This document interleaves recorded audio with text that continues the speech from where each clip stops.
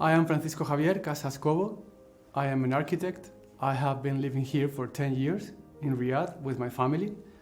And currently I'm working for IDOM Consulting Engineering Architecture as the Director of Architecture for Saudi Arabia.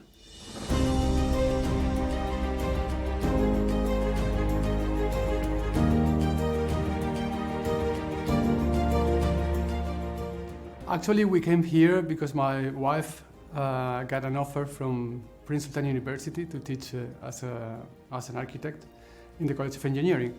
And then in order to convince her, because she's the smartest in our family, they also added an offer for me to work as an architect in the campus. And we decided to come as a family at that time. Well, my expectations of Saudi Arabia, when we were deciding whether we should be moving or not in 2014, were that it was a tough country to live somehow, but our kids were 4 and 2 years old, so it was a difficult decision for us. But now we are very happy of having made that decision because the country has changed a lot, and then, we're very happy living here.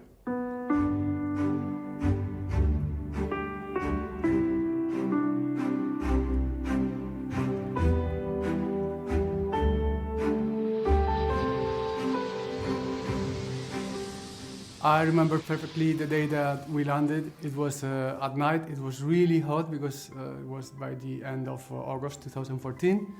Then the driver picked us up.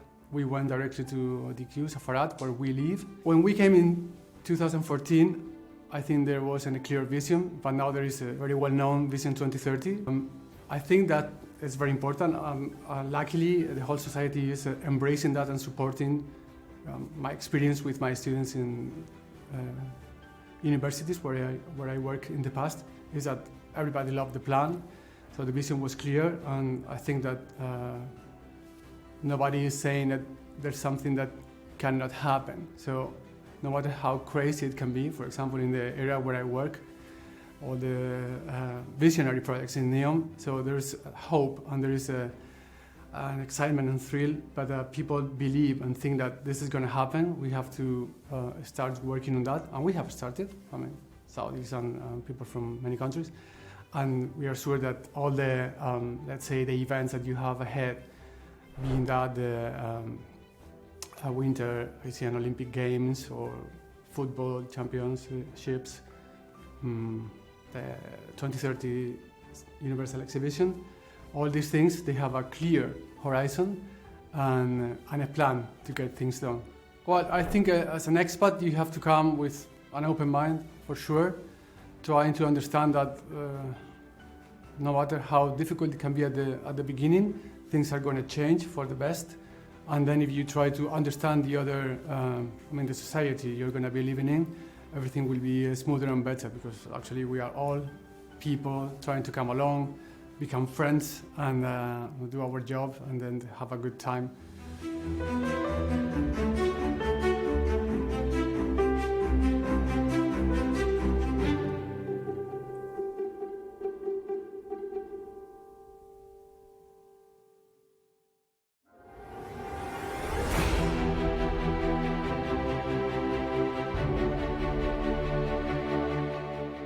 We've been very lucky, and we had the chance to travel and visit many places. So I remember particularly a very beautiful trip we took in 2020 in COVID times. We went to Hail, then to Alula. My wife had visited that, and she wanted badly us to visit that because it was a great place. So we went to Alula, then to Yanbu in the Red Sea.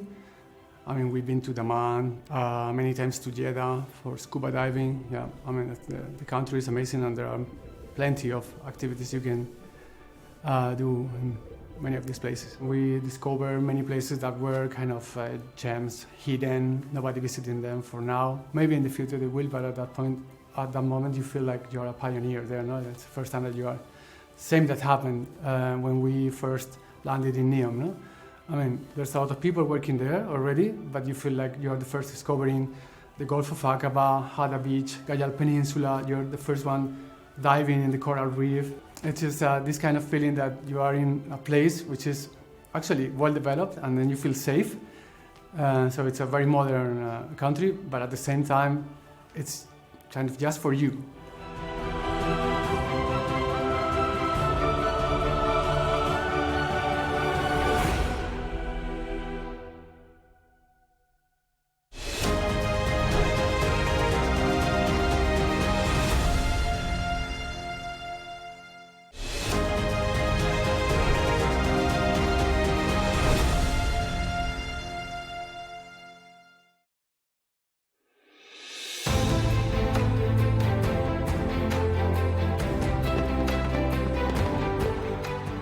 Middle East, I think it's a great activity because it takes place like 3-4 days in December. Unluckily, I haven't had the chance to go there yet. I've gone with my family to Riyadh Boulevard many times. And we are trying always to see what's happening in the city, to take advantage of the many events. Formula E, we went 1 year. And other places that I cannot recall probably the names, but one and then we try to go with friends and enjoy the desert, of course.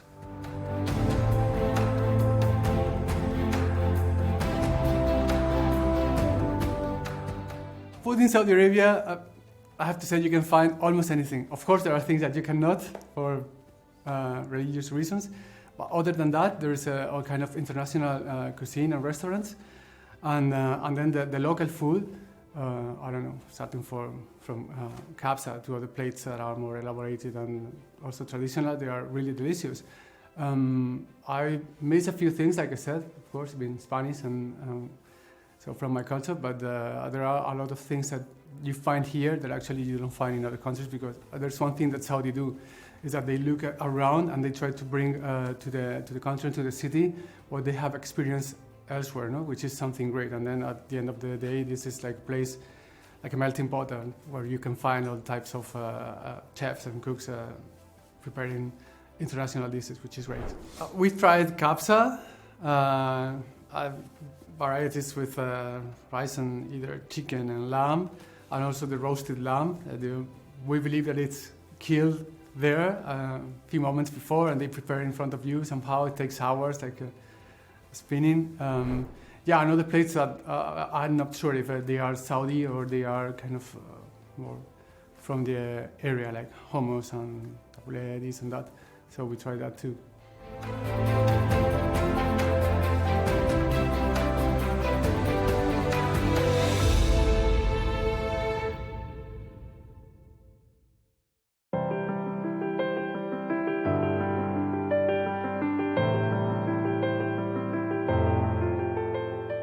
For me in Saudi Arabia, a working day would be waking up really early, like 5:30 a.m. Try to check my emails and if there's some work that I couldn't finish the day before, so I wait for the kids to wake up.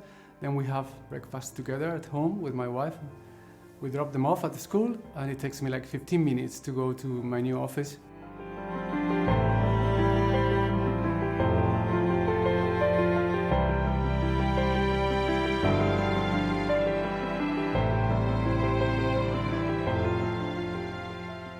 Very happy because we moved to this beautiful location at Ralem Commercial Center, not far from the King Abdullah Financial District. Then I go inside, and probably I'm one of the first because I'm an early bird, so I want to be there soon. Then people are coming, but we have a relaxed time before meetings start, actually around 9 or 10 a.m. with some of our clients, mainly online, so with NEOM, our Royal Commission for Riyadh City, and other public clients. So that's part of the morning. Then we can have lunch like at 12, a short break, and we continue until 5, 6, depending on how much work we have.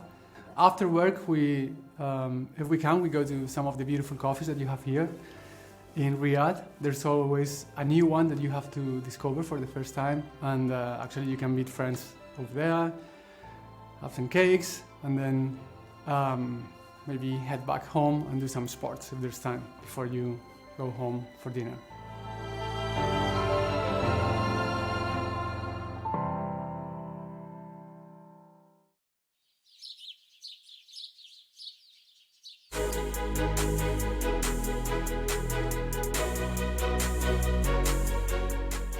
When I came to Riyadh, I thought that my life as a runner had ended because it was so hot in August that I thought, okay, it's going to be impossible if the weather remains the same.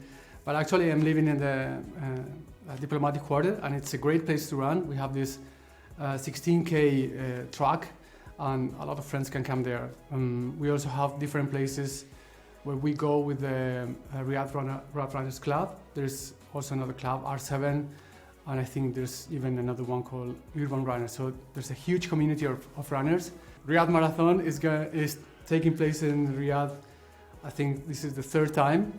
So it's great because we didn't have that in the past, and now we have like international athletes and a great community coming from so many different places.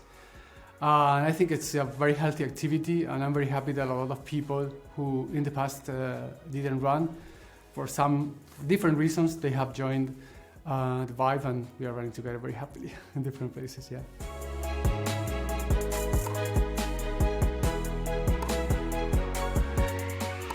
I used to play tennis in Spain, and when I came to Riyadh, I wanted my kids to learn how to play tennis. So happily we met this EQ Tennis Academy. I think that tennis is difficult, so it takes more time than paddle, for example, to learn, but it's actually more rewarding in terms of, I mean, at least for me, no? I think it's just beautiful how hard it is to progress, but once you have achieved a decent level, you can play with friends who play tennis very well. Otherwise, it's just a mess, and then you enjoy a lot. So it was so good that also in DQ, we found this beautiful facility for horseback riding. So my children, they were like 5 and 3 years old, and they started learning over there. So on Saturday afternoon, we used to go there. Actually, we could rent the place a few times to have like birthday parties for my kids, and that was so beautiful, and something that I could have never imagined that I would do in Spain. I could do that here.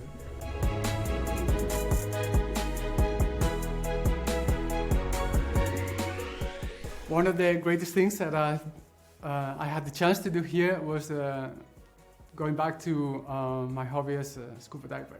So I used to scuba dive when I was in Spain, then my wife learned to scuba dive in our honeymoon, and now in the Red Sea in Jeddah, my daughter took the open water course, and then we could dive together, which was one of the most beautiful experiences of my life and something that I will always remember. So we've been there many times. And also, thanks to my job with EDOM, I go to NEOM, and also they have a beautiful spot over there where we can also dive. Not always, but we have the chance to do that sometimes.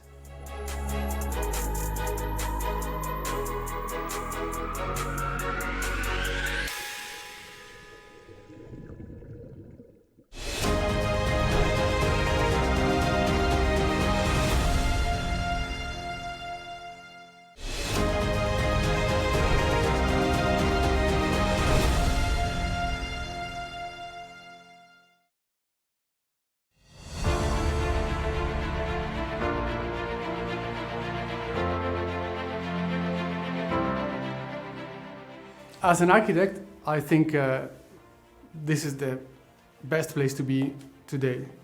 So I think that can be spread to other fields, in terms of professional development. This is a great place to be. You can enjoy it on a daily basis, but also gives you the opportunity of growing in your professional career and have a great family life at the same time. So I don't think that there's something in my head now that can push me to leave the country in the near future. I don't know if after 2 decades, or hopefully I can stay here and see the things that we are. I'm very excited about that. That's why I left the university, because I wanted to be part of the architectural scene again. So all the developments in NEOM, all the things that are happening in the Red Sea, the Eastern Province, the Royal Commission for Riyadh City is having great projects also in the north. I cannot finish mentioning them. There are so many. So I want to be part of that, but actually I would like to see it happening. For example, I'm working in the line, and if I have the chance, I would like to see and live the experience, because I'm seeing that in drawings, in beautiful renders, and it looks amazing. But after 10 years, there will be people. No, before that, there will be people living there, and if I can, I would like to be one of them for a while. I don't know if I can be there forever, but it's just great. Imagine, no? I mean, you've seen the project. It's like 500 meters tall, 200 meters wide. So yeah, it's something like you think of that. It's just okay. I want to be there, no? And see how is that.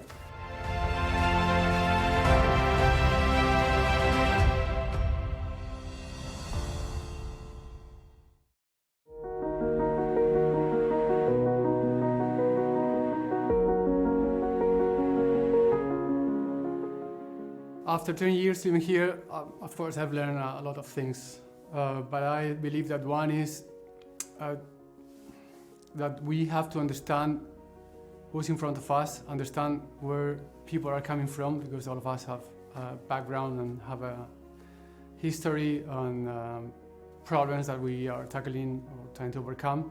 So it's not that we are coming from a Western country and then we try to tell you what to do. You have your ways, you have your goals, and it's just something that you have to understand before you start having a relationship, no matter what kind of relationship we're talking about, professional or personal. No?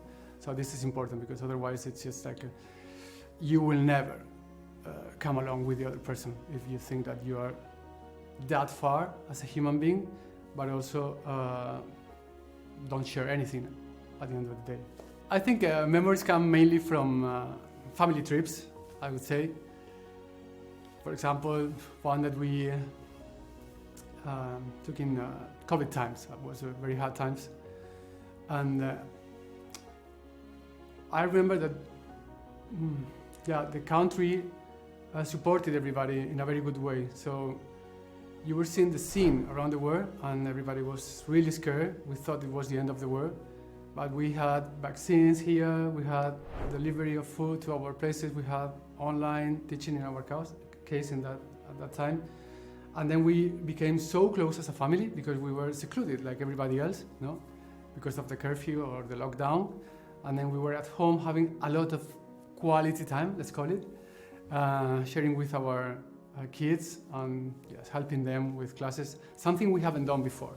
So that teaches us that even in the worst times, the most scary times, you can find something good, which is what happened. In a practical way, I will miss 100% the security. So how many times that I have forgotten or left or wherever my cell phone in the middle of Al-Kindi Plaza, go back home, which is 5-10 minutes far from there, come back, and the cell phone was in the same place. Nobody touched it.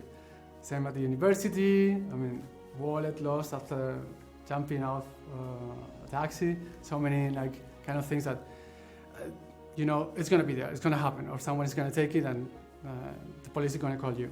The same for my kids. My kids can go walking or biking. So this kind of nothing is going to happen to us. This is beautiful, that you're feeling very safe. Also, talking about sports, it's true that running in the desert is just so beautiful. The escarpment, it provides so many amazing views, mesmerizing moments either in the sunset or the sunrise if you go early in the morning in summer. And that is something that probably you can find only here because the landscape is very particular. No? You feel like you are in Mars in a way, because it's that kind of thing.